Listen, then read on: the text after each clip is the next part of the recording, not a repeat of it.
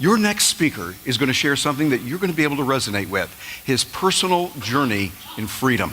How he got there. What it was that helped him move into the idea of liberty and embracing the non-aggression principle. Join me in welcoming Chuck Williams.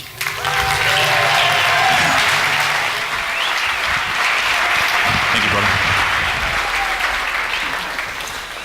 Wow. This is amazing. I hope you guys don't mind, but I need to take a selfie, okay? Wave your hands or something if you want to be in this. I'll post this. Give me a second.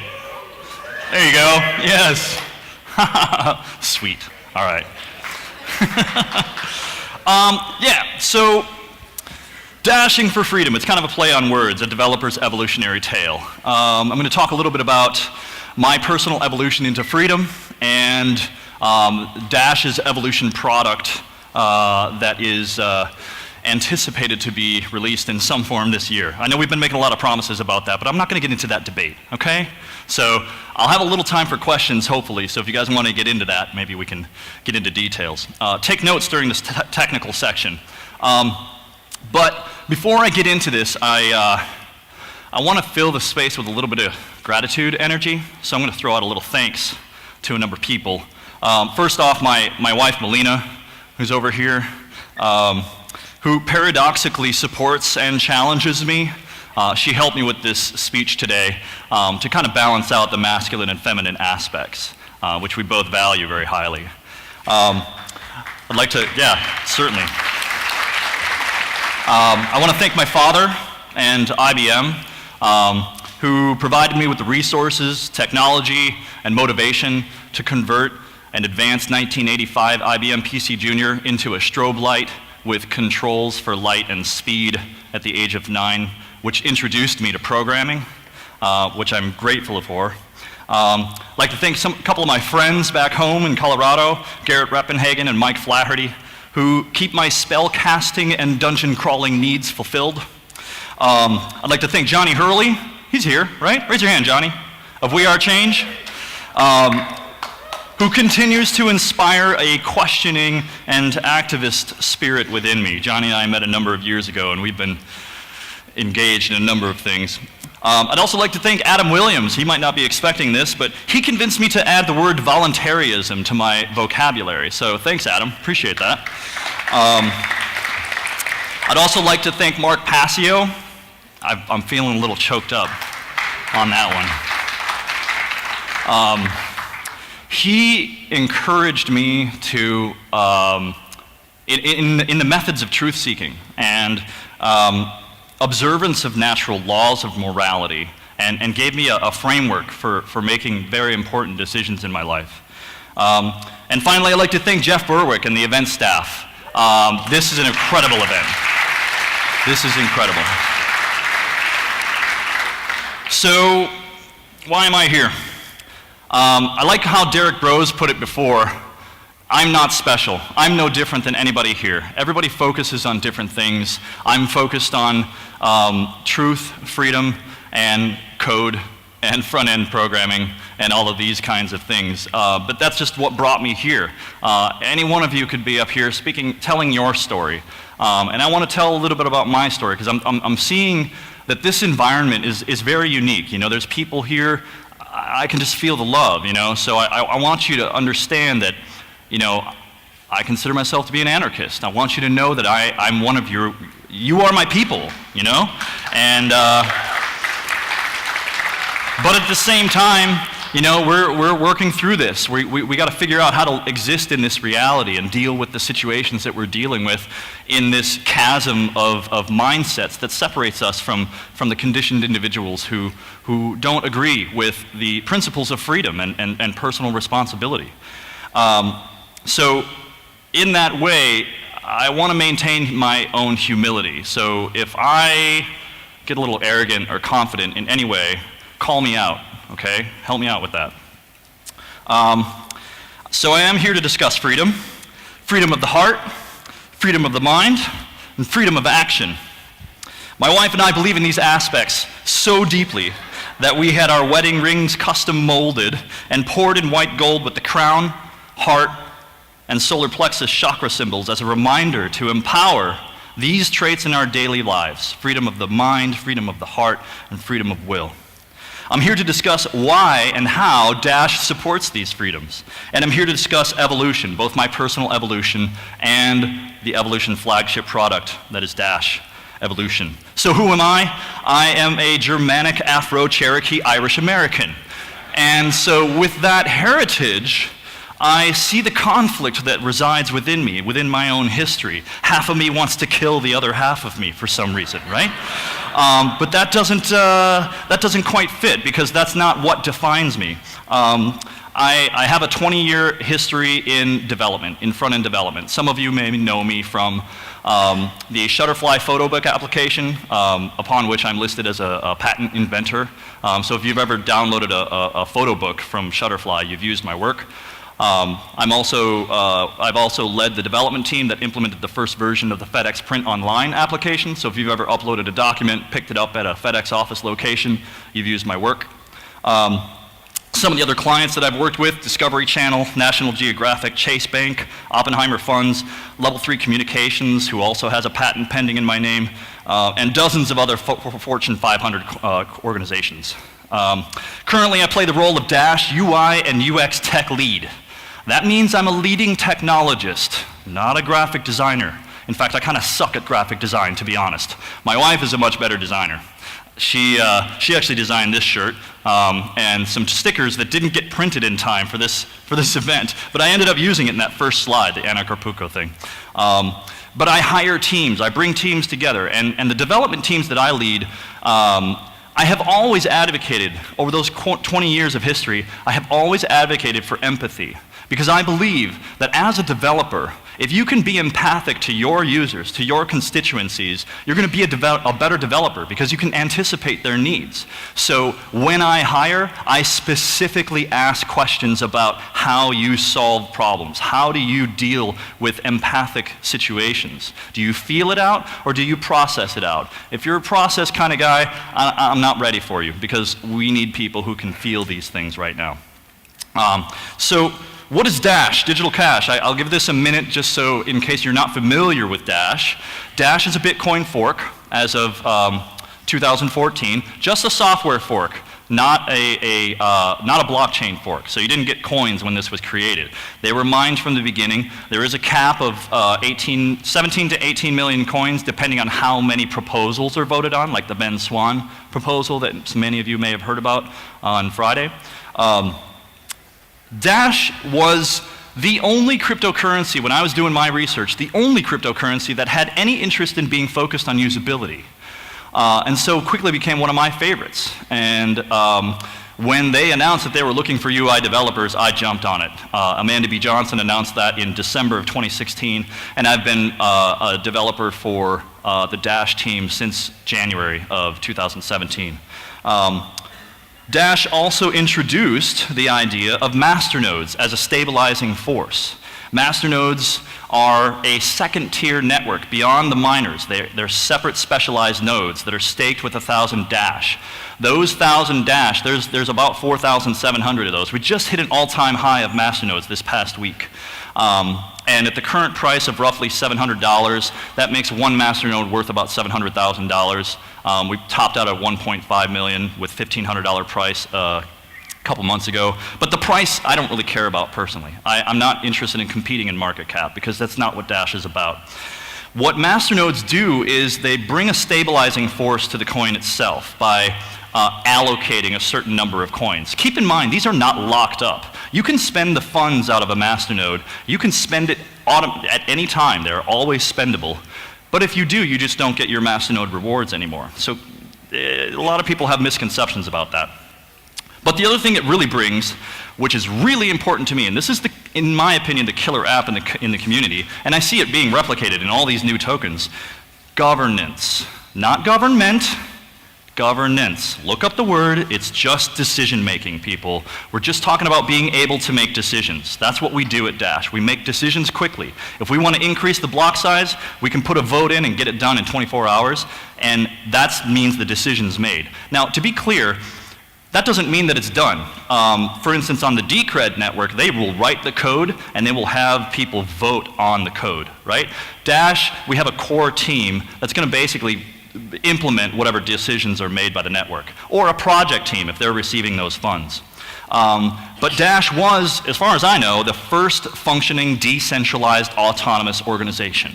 And as a decentralized autonomous organization, I think the people who work in a decentralized autonomous organization, in a DAO, they need to be able to operate autonomously. My project manager lives in the Ukraine. I've got designers in Toronto. I've got another designer in Denver. I've got my CTO in Hong Kong, another guy in Boston. Our team is decentralized, in addition to the miner network being decentralized, in addition to the masternode network being decentralized. You can look at the maps, you can see the heat maps of where these nodes are. So the concept of centralization, of Dash being a centralized coin, we're only centralized insofar as we're able to make decisions, and we have a Delaware corporation. And I'll get into that in just a minute. So, is the Dash DAO an anarchist organization? I think my wife came to me with this question. She was having one of those Facebook debates in one of these women's crypto groups, and she was confronted, and she says, Dash isn't really anarchist, is it? And, you know, fundamentally, I don't think so. I mean, the simple answer is no. We don't have necessarily rulers, but we do have staked voters. So strictly speaking, no, not anarchists, but in my personal opinion, until a majority of humans are capable of accurately evaluating what's best for communities and themselves using the aspects of verifiable truth, we're going to defer, we're going to crowdsource these kinds of decisions among staked individuals who have something to lose if something goes wrong. The Dash masternodes will experience direct loss if they vote poorly on projects, and but also significant gains if they support the right decisions for the network. And then, you know, we can talk a bit about masternodes and how, you know, it's hard to get into them, but with evolution, we will be opening up shares, and there's going to be a way that you can get into earning interest on your level of investment with masternodes when we release the version 1 of Evolution. By comparison, Bitcoin and most other protocols don't have a way of making these kinds of decisions, and kind of leave it to social media where trolls abound, and it's unknown whether or not these trolls out there are even holding coins that they're shilling or shitting on. Dash spent much of 2017 realizing, creating an internationally recognized legal structure. And this is one of the most innovative things that I think is happening with Dash right now. So what we have is, and we've spent, like I mentioned, a lot of 2017, a lot of legal fees, international legal teams doing the research, and this is an innovative structure that we think will be a model for many DAOs in the future. What we have is a New Zealand trust, and the New Zealand trust is operated by a Swiss administrator. And the Swiss administrator is bound by law to act on behalf of the beneficiaries of the trust. And the beneficiary of the trust is the Association of Masternodes. How did we do that? I don't know. Check it out. But it's true. The masternodes are the beneficiary of the trust. And with regard to the assets of the trust, the Swiss administrator must act on behalf of the masternode network. Now, what are the assets of the trust? The Dash Core Group Incorporated, which is a Delaware corporation, and all intellectual property thereby released, which is intended to be released MIT open source license. So that's one of the things that attracted to me. Yes, MIT open source license everything. Now, that's a double-edged sword, because a lot of people forget in this competitive space that Bitcoin and all these other copies, as far as I was told by one of our lead developers that we have almost 120 copies of Dash. I was corrected. I recorded a video with T-Ho and Omar Bomb, crypto news, recently. And I said I was able to verify in code that there are at least 4 copies of Dash out there functioning, and at least 12 that might be copies. He told me there's maybe as many as 120 out there. And what do they say? Imitation is the best flattery? Well, we're there. I mean, we're being imitated. So I'm really excited about that.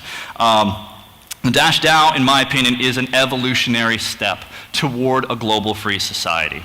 I think that we're going to fractalize into all the various niches of humanity with these kinds of decision-making tools. So I think that's the direction that we're going. So why then is freedom so important? Well, Dash's stated vision is about financial freedom. And I know what it feels like to have freedoms taken away from you. I'm sure most of us, if we had decent parents, received some sort of restriction or were grounded at some point during our childhood, right? Well, when I was a kid, I didn't understand why until I started to reflect and realize, oh, well, I didn't do this thing. I didn't fulfill my responsibility. So I started to kind of slowly build this internal observation that there's some sort of association between actually being free and fulfilling your own personal responsibilities. And that was kind of my first exposure. But I've also been to jail twice. Once for insurance and once for assault. But the assault was a case of mistaken identity. Seriously, I'm a junior and I got picked up for my dad's crime. You believe that? Spent a weekend in jail for that. So I know what it's like to have your freedoms taken away. And I had to spend 30 days in the workhouse after that, mandated by law. What a mess. So I know what it's like to give up personal freedoms. I know what it's like to have your freedoms taken away. I see the consistent erosions of freedom also that are conditioning society into unthinking, unfeeling, unquestioning, monotonous, obedient followers. And that's not, in my opinion, the evolutionary path of humanity. I think we need to be individual nodes of freedom, making decisions with our heart, our mind, and our will, our actions, that are in alignment with whatever situation we're in that is truth and reality. So that's why freedom is important. In my pursuit of understanding freedom, the works of Mark Passio influenced me greatly. He helped me understand some of the methods of evaluating truth and through natural law and Hermeticism. In my research and studies over the course of several years, I've come to believe that humanity will not be truly free until our minds are free. And through Graham Hancock, I was introduced to the healing properties of entheogens. And so my wife and I, on our honeymoon, went and experienced an ayahuasca ceremony. And it was this path that opened up a process that allowed me to align my heart and mind like never before. You see, before this, you may suspect, I was kind of neglected as a child. I wasn't emotionally stable as a child, so I shut down emotions very quickly, and I didn't understand it. In fact, I grew up most of my childhood believing that emotions were a waste of time and a distraction. And it wasn't until my mid-20s when I started reading about Eckhart Tolle and digging within and doing the self-work that I believed that emotions could be a guide toward truth, toward freedom, toward exiting this weird society that we're in and opening up things. And as I mentioned, as a developer, I've always advocated for empathy on my development teams. But the ayahuasca experience created a bond between my heart and my mind that I could never again ignore. So now, I use emotion as a resource in my daily work to understand how to fulfill the needs of my constituencies. So once this personal evolution had really kicked into high gear, the universe began to provide opportunity after opportunity that led me to where I am now, which is leading the front-end team of Dash with the Evolution flagship product. So what is Dash Evolution? Now, I'm going to get into a little bit technical, so keep your questions. I'm going to try and move as quickly as I can. I was hoping to have time for questions, but maybe not. So Evolution is a code name. It's a platform, it's a product, but one of the biggest things that we're going to introduce is this thing called the DAPI, the Decentralized API. API stands for Application Plugin.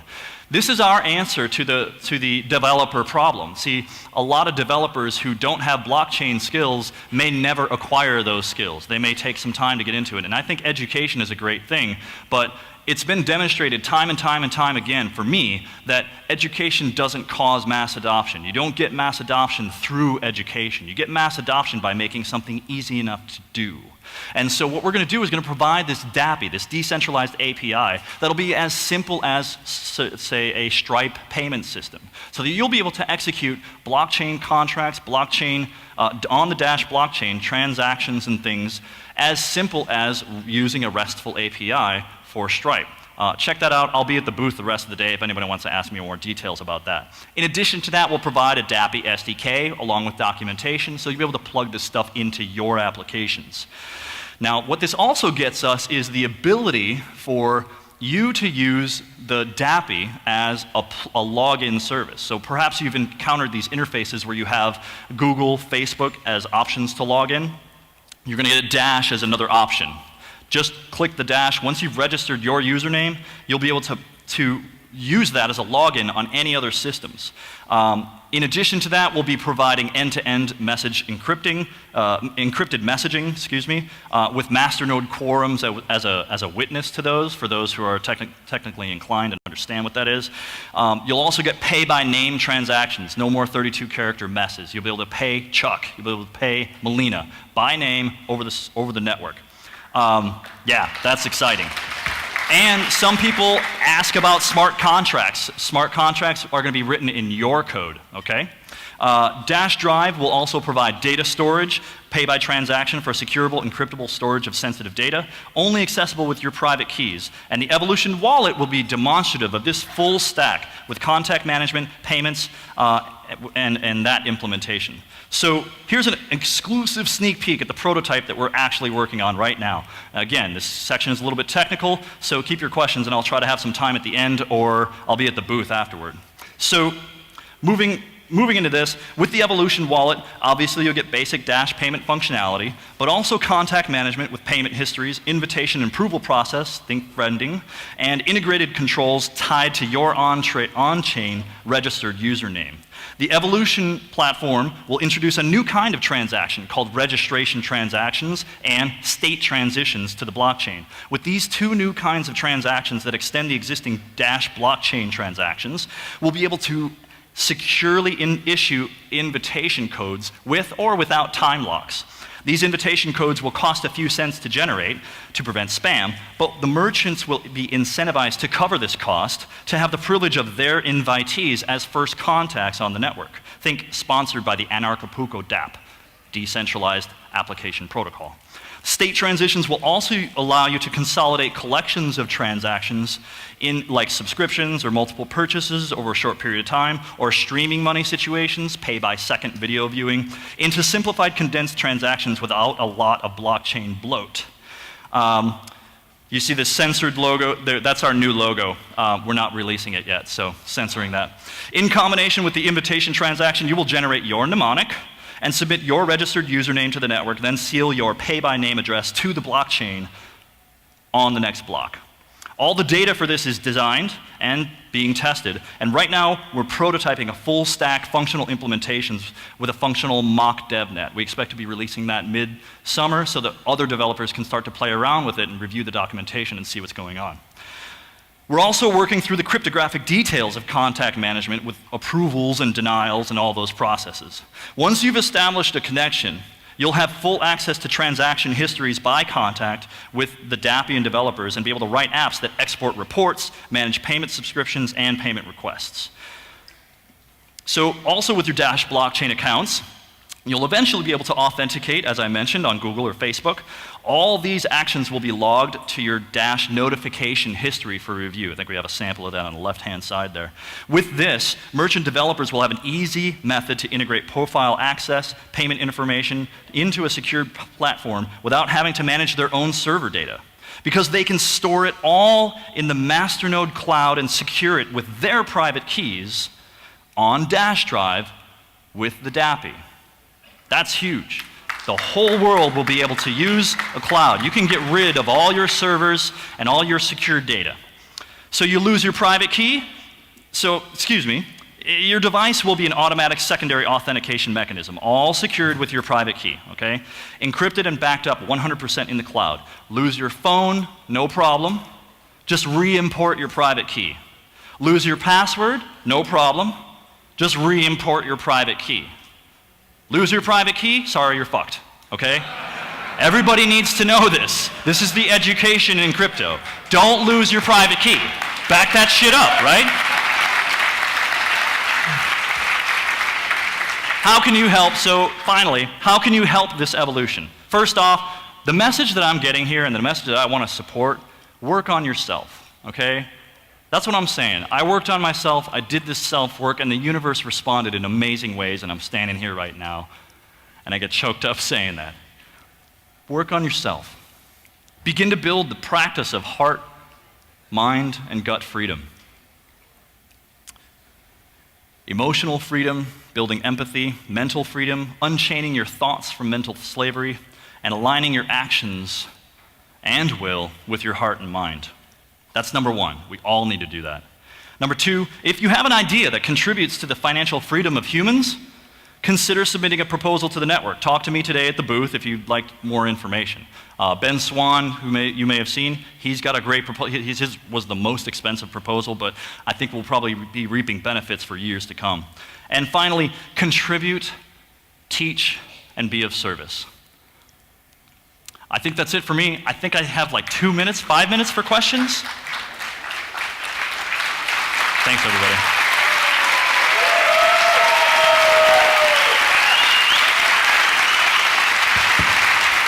Questions? 2 minutes. 2 minutes for questions.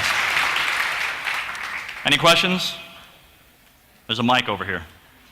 Did I do that good?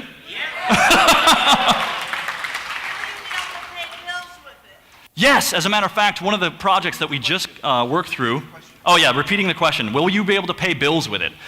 Just this past month we announced that we have completed a test with the NREL, National Research Energy Laboratory, who is involved with energy throughout the United States. And they are testing on the Dash blockchain the ability to exchange energy transfers through the system. So yes, eventually you will be able to pay your electricity bill very soon in Dash. And we're working that out right now. Also, patient bills, we're working in the health industry and a number of other industries. Any other questions? Yes? Did you say that you can write your own smart contracts related to the Dash? So yeah, the approach that we're taking is we're not going to force the developers of the world to learn a new language to write their smart contracts. What we're going to do is we're going to allow you to write whatever logic you want in your language of choice and use the DAPI to execute the secure portions of those contracts that you'd like to execute on the blockchain. I'm getting a lot of questions on how the payment systems are going to come out for merchants and consumers. Can you go into the Alt36 release that's coming out soon? Alt36 is one of the projects that I'm most excited about. Very quickly, Alt36 is a project that was funded by the Dash Masternode Network that is a point-of-sale system that includes all kinds of things for the merchants consolidated into one point-of-sale system. Did I get into it? Okay. So basically what it looks like is a full stack system where you can accept cryptocurrency. We're going to do Dash exclusive because we funded the project. But they're also going to provide a fiat exchange on the point of sale system and a number of other, tax output at the end of the year. So they'll automatically fill out the forms that are relevant for that business into the tax output for that point of sale system. So that's one project. I think of 4 different point-of-sale systems that are happening right now, handheld devices and desktop devices. Oh, g'day, mate. Right on. Last question. Can you hear me? Yep, excellent. Love your work. What do you think about crypto being the lifeblood of future companies and companies that really need to die getting on board? I'm sorry, ask one more time. Sorry. What I'm trying to say is that companies that need to really die and be left in previous life, trying to jump on board for survival and trying to kill them without crypto. Like, are you talking about industries that may need to die, may need to go away, and jumping on the bandwagon? So, I mean, here's how I look at it. I think that people, individuals, have values. We as a society, like in this room, we probably share a lot of values in this area of our minds. And my personal belief is that companies, organizations, institutions, they're just going to kind of die as the people who support those organizations die off. Our health, for instance, our health system, the only reason that it exists the way that it does is because there's regulations protecting it as a monopoly and all the systems therein, right? So alternative medicines and all these things, they're not supported by our system. That's right. So those things are going to die off in that way, just as people reduce their value in those systems. So that's how I look at it. Very good. All right, ladies and gentlemen, Chuck Williams. Thank you, sir. Thank you, sir. Great job. Thank you.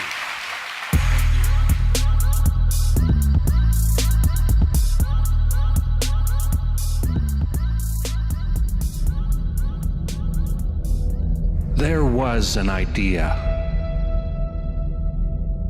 to bring together a group of remarkable people to see if we could become something more. So when they needed us, we could fight the battles that they never could.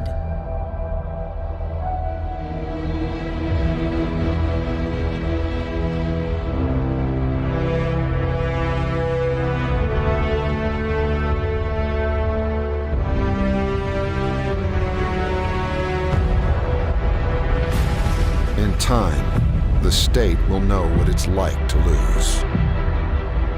To feel so desperately that it's right, yet to fail all the same.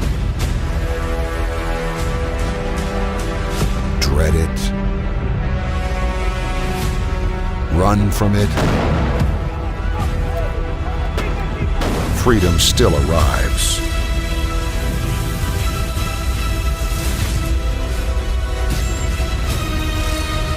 Vacate the state.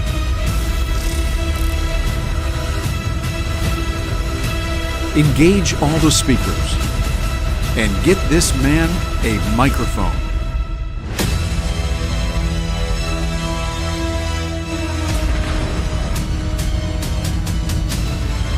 Fun isn't something that one considers when eradicating tyranny. But this does put a smile on my face.